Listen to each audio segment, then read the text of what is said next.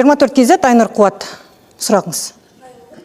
Мен мынау әскери қызметшілердің қарулы күштер қатарында қаза болуына қатысты бір-екі сұрақ қойғым келіп тұр. Атап айтқанда Ербаян Мұхтар, Нұржігіт Әбділпат, Теміртауда сарбаздардың жаппай улануы, сондай-ақ жақында мына Ақтауда болған Марат Барқұловтың өліміне қатысты оқиғаларды тізімдеп тұр. Жалпы жеке құраммен байланысты резонанстық оқиғаларды қатысты пікіріңіз қандай? Ата-аналар әскерге балаларын сіздерге сеніп тапсырады. Бұл сенің қазір жоғалып бара жатқан жоқ па? Осыған қатысты не айтасыз? Қадағалау, әскери қызметшілерді қадағалау жағына келетін болсақ, мерзімді әскери қызметшілерді алайық. Сіз жаңа ата-аналар жібермейді деп жатсыз. Мерзімді әскери қызметшілер, жаңа алдында айтып өттім, 24 сағат қадағалауда. Бірінші, ол рота бойынша кезекші. Оның қасында 2 тәуліктік кезекшісі бар. Сонымен 3 адам. 24 сағатта қай уақытта сабаққа шығу керек, қай уақытта таңғы асқа бару керек, қай уақытта азанғы дене жаттығуына шығу керек. Соның бәрін қадағалауға. Одан бөлек, жаңа екінші рет айтып өттім, алдында серіктес деген. Ол жауапты офицер, жауапты сержант. Солардың қасында жүріп, қадағалап, қарап жүретін. Жаңағы жарғыдан тыс іс-әрекеттер болмауына. Одан кейінгі келесісі, ол профилактикалық бөлме деп айтқаным, әрбір ротаның үй-жайында әскери полицияның өкілі болады. Ол да өзінің тармағынан қадағалау болады. Ал жұмыс уақытысында азанғы сағат 9-дан кешкі сағат жұмыс уақытысында 18:00-ге дейін, 19:00-ге дейін, ол сол жердегі барлық бөлімше командирлері, взвод командирлері, рота, батальон командирі и бригада командирлерінің қадағалауында. Ешқандай үрейленетіні жоқ. Біз бар күшімізді салып жатырмыз, жұмыстарды өткеріп жатырмыз. Әскерге барардың алдында моральдық, психологиялық дайындалып, физикалық түрде дайындалып, әскерге келу керек. Қазақстан Республикасының әрбір азаматы. Және де айта кетерім, қарулы күштердің негізгі мақсаты ол жауынгерлік дайындық және жауынгерлік әзірлік. Ел басына күн туған кезде 1 сағат, 2 сағаттың ішінде жиналып, сол жерге көмекке не болмаса жаудың бетін қайтаруға дайындайтын жер. Сонда бұған дейін жаңағы біраз сарбаздарымыздан айырылып, көптеген адам қара жамылып қалды ғой. Бұған дейін сонда осындай шаралар болмаған ба? Енді ғана енгізіліп жатыр ма? Мен түсінігім бойынша. Статистика жаңағы слайдты қосыңдар. Бұл жаңағы нақтылау сұрағым ғой. Екінші сұрағымды қояйын, пока қосқанша. Қазіргі уақытта әлеуметтік желілерде әскери әлсіз деп айтылып жүр. Мерзімді әскери қызметті жойып, келісімшарттық қызметке көшу туралы петиция жарияланды. Осыған қатысты не айта аласыз? Әскери қызметке, мерзімді әскери қызметке келіп атқан бәрін әлсіз, әлжуаз деп айтуға болмайды, барлығына топырақ шашуға. Барлығы емес, но соңғы қазіргі өмір салты балалардың бәрімізге белгілі, қандай өмір салты екен. Смартфонға, гаджетке байланған. Және де физикалық дайындық, әскерге дейінгі балалардың физикалық дайындығы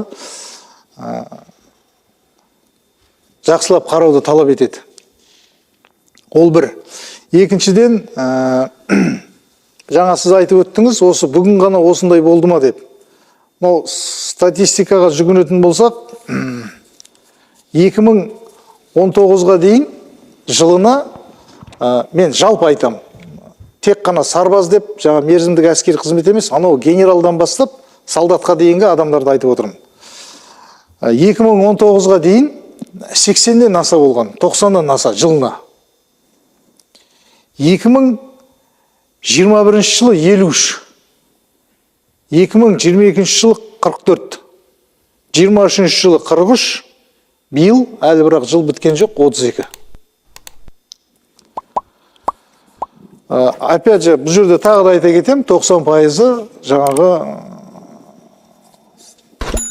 әскери қызметшілер, сержанттар, офицерлер әскери қызметпен байланысты емес жағдайда қайтыс болғандар. Жаңа айтып отқан петицияңыз бойынша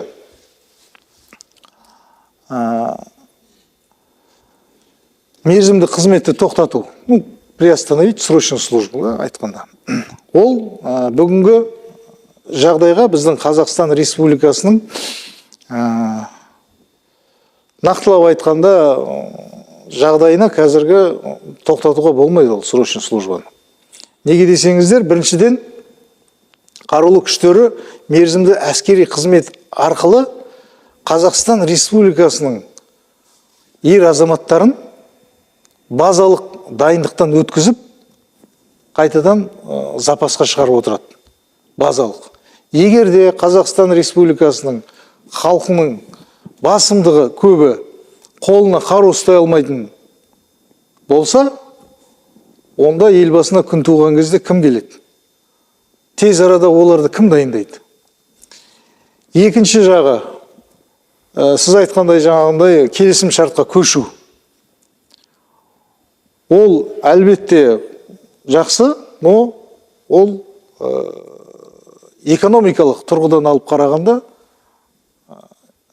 ауыр тиюі ықтимал еліміздің экономикасына.